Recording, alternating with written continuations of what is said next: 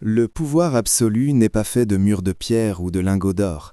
C'est une illusion, un sanctuaire bâti sur la peur, qui finit toujours par se dévorer lui-même.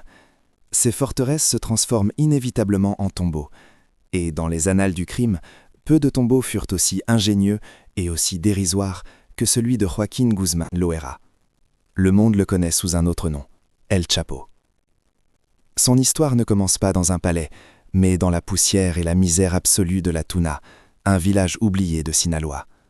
Fils d'un cultivateur d'opium, son enfance est une litanie de coups et d'humiliations. La violence de son père est la première leçon qu'il reçoit, le seul langage du pouvoir qu'il apprendra jamais à parler. Cette blessure originelle forgera en lui une ambition démesurée, une faim pathologique de contrôle et de respect. Tout ce qui lui fut refusé enfant, il le prendra de force, à une échelle catastrophique. De cette terre aride naîtra un empire flottant sur un fleuve de sang et de cocaïne. Au sommet de sa gloire, le cartel de Sinaloa générait entre 3 et 5 milliards de dollars par an. En valeur actuelle, cela représente un flux de trésorerie annuel pouvant atteindre 4,6 milliards d'euros. Sa fortune personnelle, estimée par Forbes en 2009, atteignait le milliard de dollars, soit près de 920 millions d'euros aujourd'hui. Un or obscène, accumulé au prix d'une guerre civile non déclarée. Entre 2006 et 2012, alors que la fortune d'El Chapo explosait, plus de 60 000 âmes étaient anéanties dans la guerre contre la drogue qu'il avait lui-même orchestrée. Chaque tunnel creusé sous la frontière, chaque kilo de drogue vendu, était financé par la ruine de milliers de familles. Pourtant, le centre névralgique de ce pouvoir brutal n'était pas une forteresse ostentatoire. C'était une maison modeste à Culiacán, d'une valeur dérisoire de 200 000 dollars. De l'extérieur, rien ne la distinguait des autres, une façade anonyme conçue pour se fondre dans le silence du quartier. Mais cette maison était un personnage, une complice silencieuse. Le véritable investissement n'était pas dans le marbre, mais dans l'acier. Derrière les murs, de multiples portes en acier renforcé scellaient les couloirs, conçus non pas pour arrêter une armée, mais pour la ralentir. Chaque seconde gagnée était une chance de survie. Car le vrai secret de cette maison ne se cachait pas derrière les serrures. Il dormait sous le sol d'une salle de bain ordinaire. Sous une simple baignoire, un mécanisme de piston hydraulique attendait son heure. Un interrupteur caché et le sol se soulevait, révélant un escalier en acier plongeant dans les entrailles de la terre. Ce n'était pas une cave, c'était la porte d'entrée vers un autre monde, un labyrinthe souterrain qui faisait d'El Chapo un fantôme dans sa propre ville, le sanctuaire du roi des tunnels. Le pouvoir absolu n'est pas une question d'or ou de marbre, c'est une maladie de l'esprit, une forteresse construite sur la paranoïa, dont les murs finissent toujours par se refermer sur leur créateur. Chaque sanctuaire devient inévitablement un tombeau. Et dans les annales du crime, peu de tombeaux furent aussi modestes en apparence et aussi brutalement ingénieux que celui qui se cachait derrière la façade d'une maison ordinaire à Culiacán, au Mexique. Imaginez cette maison à son apogée. Pas de fêtes extravagantes, pas de garde en uniforme, juste le silence. Un silence lourd, électrique, où se murmuraient des ordres qui déplaçaient des tonnes de cocaïne et signaient des arrêts de mort à des milliers de kilomètres de là. C'était le cœur battant d'un empire du sang, un centre de commandement invisible qui générait des milliards, déguisé en une banale résidence de classe moyenne. L'air y était dense, chargé du poids des secrets et de la violence latente. Aujourd'hui, ce silence est différent. C'est le silence du vide, de l'abandon. Les échos du pouvoir se sont tus.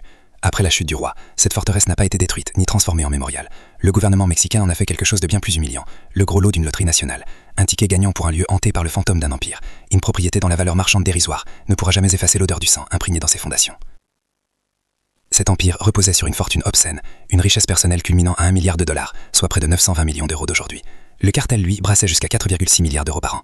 Pourtant, le véritable secret de cette maison, sa véritable valeur, ne se trouvait pas dans un coffre-fort. Il dormait sous le sol d'une salle de bain, attendant le signal pour révéler un passage vers les entrées de la terre, une porte vers la ruine ou le salut. La question qui en découle est vertigineuse. Si vous teniez entre vos mains le ticket de loterie gagnant, oseriez-vous franchir ce seuil de cette maison? Oseriez-vous dormir là où un monstre planifiait sa prochaine évasion? Pour comprendre la fin d'un monstre, il faut d'abord assister à sa naissance. Il faut retourner là où tout a commencé, pas dans les échos d'une fusillade ou le silence d'une cellule de prison, mais dans la poussière étouffante de la Tuna, Sinaloa, un village oublié par Dieu, où la seule chose qui poussait avec certitude était la misère et les pavois à opium. C'est dans cette terre aride que Joaquín Guzmán Loera a poussé son premier cri, un son rapidement étouffé par la violence qui allait définir son existence. Son père n'était pas un homme, c'était une force brutale, un cultivateur d'opium dont les mains ne connaissaient que deux choses, le travail de la terre et la discipline du poing. Chaque jour, le jeune Joaquín apprenait la leçon la plus fondamentale du pouvoir, pas celle qui se lit dans les livres, mais celle qui s'inscrit dans la chair. Le pouvoir, c'était la capacité d'infliger la douleur. Le respect, une chose qui ne se demandait pas, mais qui s'arrachait par la terreur. Les coups pleuvaient, constants, catastrophiques, forgeant dans l'esprit de l'enfant une seule et unique certitude. La faiblesse était un péché mortel. Cette enfance n'était pas une vie, c'était une condamnation. Une litanie d'humiliation qui creusait en lui un vide abyssal, un vide qu'aucun empire, aucun lingot d'or ne pourrait jamais combler. La faim qui naquit dans son ventre n'était pas seulement celle du pain, mais une faim pathologique de contrôle. Chaque coup reçu était une promesse silencieuse, chaque insulte une brique de plus à la forteresse de ressentiment qu'il construisait dans son âme. Il ne rêvait pas de richesse, il rêvait d'un monde où personne, jamais plus, ne pourrait le toucher. Le point de rupture arriva, non pas avec un cri, mais avec un silence glacial. Après un passage à tabac particulièrement sauvage, alors que le goût du sang emplissait sa bouche, le regard du jeune garçon changea. La peur s'était évaporée, remplacée par une froideur calculatrice. Il regarda son père, non plus comme un enfant regarde son bourreau, mais comme un prédateur identifie sa proie future.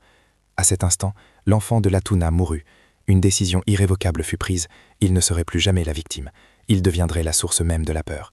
Le monde lui avait tout refusé, il allait donc prendre le monde de force.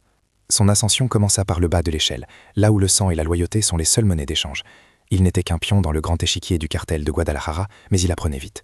Il observait les routes, les hommes, les failles. Il comprit que le vrai pouvoir ne résidait pas dans la force brute, mais dans l'ingéniosité. Alors que d'autres construisaient des murs, lui commença à penser sous terre. Les tunnels devinrent son obsession, sa signature, une métaphore parfaite de son ambition, invisible, inarrêtable, creusant les fondations même de l'autorité. La chute de ses mentors fut son opportunité. Il ne se contenta pas de prendre leur place, il pulvérisa leur modèle. Le cartel de Sinaloa naquit de cette rime, et avec lui, un empire dont l'échelle defia l'imagination. Les kilos de cocaïne se transformèrent en tonnes, les routes de contrebande en autoroutes souterraines. L'argent commençait à couler, non pas comme une rivière, mais un raz-de-marée. Un flux annuel estimé entre 3 et 5 milliards de dollars. En monnaie actuelle, c'est un torrent financier pouvant atteindre 4,6 milliards d'euros chaque année, irriguant un désert de corruption. Sa fortune personnelle explosa, atteignant le milliard de dollars, l'équivalent obscène de 920 millions d'euros aujourd'hui. Mais cet or avait une odeur, l'odeur du sang. Chaque dollar était taché. Entre 2006 et 2012, alors que son empire atteignait son apogée, la guerre qu'il menait pour le contrôle des routes de la drogue laissait derrière elle plus de 60 000 cadavres, des familles anéanties, des villes transformées en zones de def. Le contraste était total, moralement insoutenable. Le luxe de sa survie était directement financé par un carnage de masse. Le véritable pacte avec le diable fut scellé le jour où il ordonna l'exécution de son ancien patron, Ramon Ariano Félix. Ce n'était pas un simple meurtre pour le pouvoir, c'était une déclaration, une transgression qui signalait au monde qu'il n'y avait plus de retour en arrière possible. Il n'y avait plus d'allégeance, plus de code, seulement la poursuite implacable du contrôle absolu. Il avait appris la leçon de son père et l'appliquait désormais à une échelle nationale. La violence n'était plus une réaction à la douleur, elle était devenue son principal outil de gestion. Le monstre était né, et il avait désormais un nom qui faisait trembler le Mexique, El Chapo. L'empire d'El Chapo n'était pas un monument de marbre et d'or visible depuis l'espace. C'était une bête tapie dans l'ombre, et son cœur ne battait pas dans un palais, mais derrière la façade anonyme d'une maison de Culican. Une propriété d'une valeur dérisoire de 200 000 dollars. De l'extérieur, elle était conçue pour être oubliée, un camouflage parfait dans la monotonie d'un quartier de classe moyenne. Mais cette modestie était le mensonge le plus audacieux de tous. Le véritable investissement, la véritable fortune, n'était pas dans l'architecture, mais dans l'ingénierie de la paranoïa. Oubliez les boiseries et les lustres en cristal. L'argent était coulé dans l'acier. Derrière chaque porte ordinaire se cachait une seconde porte, une plaque d'acier massif conçue non pas pour arrêter une armée, mais pour la ralentir. Chaque porte était un rempart, un seuil temporel qui hachait des massieuses secondes. Dans le monde El Chapo, une seconde valait plus que tout l'or de la Sierra Madre. C'était la différence entre la liberté et un tombeau de béton.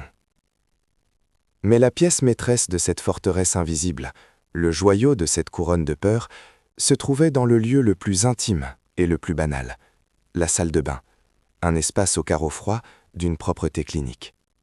Au centre, une simple baignoire blanche. Elle n'était pas là pour le repos, elle était le sceau d'une crypte. Sous elle, un mécanisme complexe de pistons hydrauliques, silencieux et mortel, attendait un ordre secret. Un interrupteur caché, et le sol même de la maison se soulevait, révélant un escalier en acier plongeant dans les entrailles de la terre. Ce n'était pas une cave, c'était un portail. Imaginez franchir le seuil de cette maison. Il n'y a pas de grand hall d'entrée pour vous accueillir, juste un salon meublé sans goût, fonctionnel. Le canapé n'est pas en cuir italien, il est placé stratégiquement pour surveiller la porte. Les murs sont nus, à l'exception peut-être d'une image religieuse, une touche d'ironie macabre dans ce temple du crime. L'air y est lourd, stagnant, chargé non pas de parfum, mais du silence électrique de la violence contenue. Poursuivez vers la cuisine. Ce n'est pas un lieu de convivialité, mais un centre de communication. Sur le comptoir, plusieurs téléphones satellites, des appareils cryptés, reliques d'une guerre invisible. C'est d'ici que partaient les ordres qui déplaçaient des tonnes de cocaïne à travers les continents, des murmures qui signaient des arrêts de mort à des milliers de kilomètres. Le seul son est le bourdonnement bas du réfrigérateur, un bruit blanc couvrant le poids des secrets. Entrez dans la chambre principale. Le lit est fait avec une précision militaire. Il n'y a pas de fenêtre offrant une vue, seulement des ouvertures minimales, faciles à barricader. C'est le repère d'un animal traqué, pas la suite d'un milliardaire. Le sommeil ici n'est pas un refuge, c'est une pause stratégique. Chaque craquement du plancher, chaque bruit de moteur dans la rue est analysé, disséqué. Le luxe n'est pas le confort, c'est le contrôle absolu sur son environnement. Et puis, on revient toujours à cette salle de bain.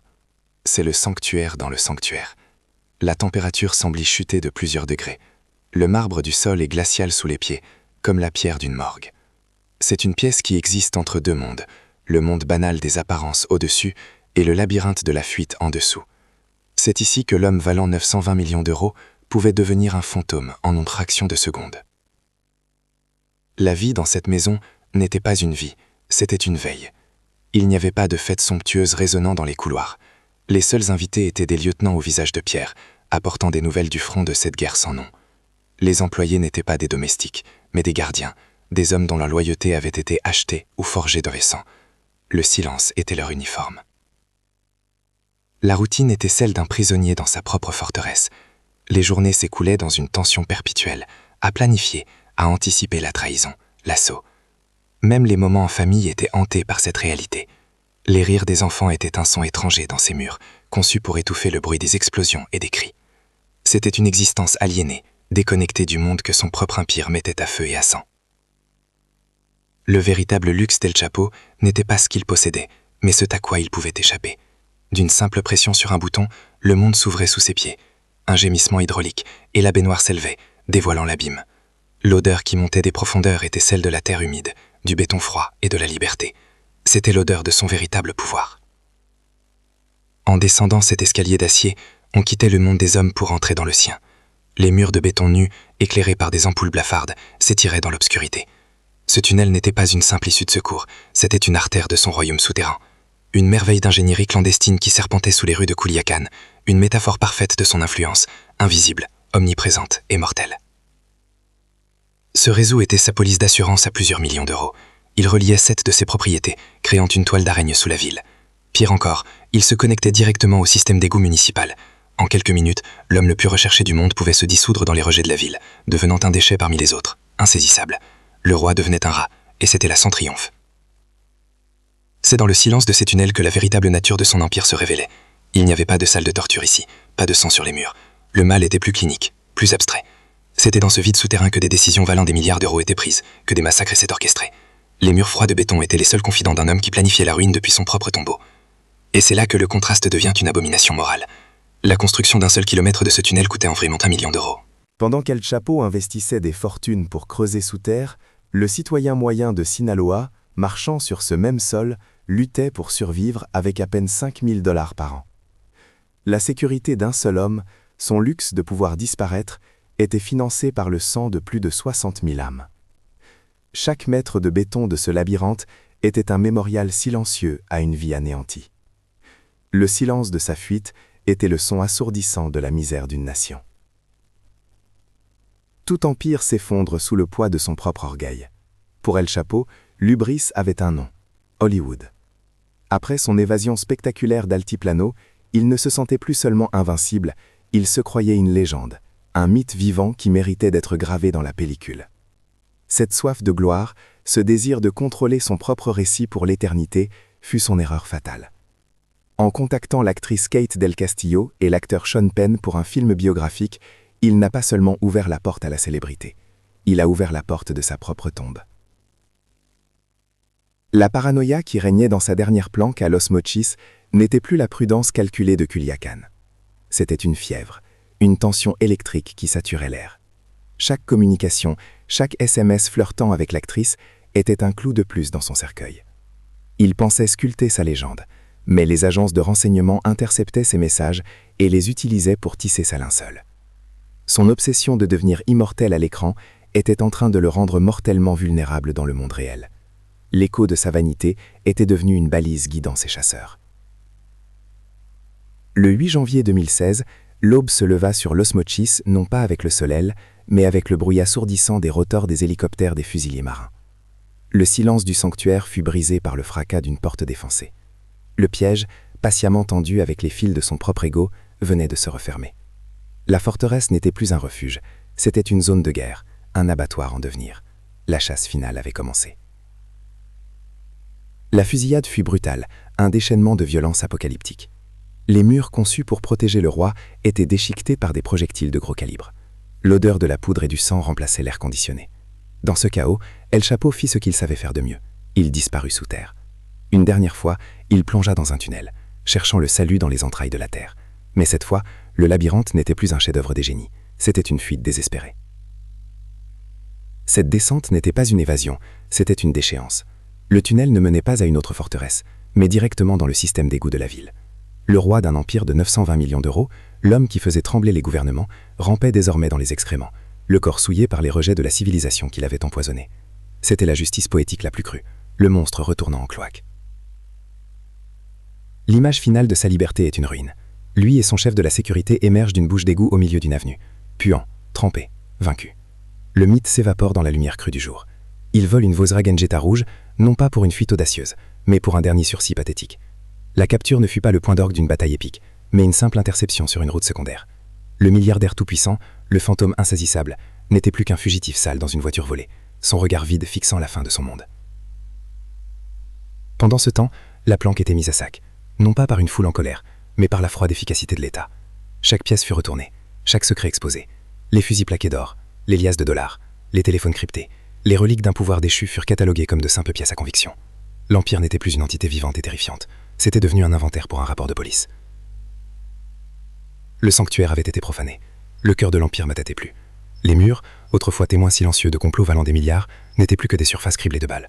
Le silence qui retomba sur la maison n'était plus celui du contrôle, mais celui de l'abandon. La forteresse était devenue ce qu'elle avait toujours été destinée à être, un simple décor de crime, vide et sans âme. La ruine était complète.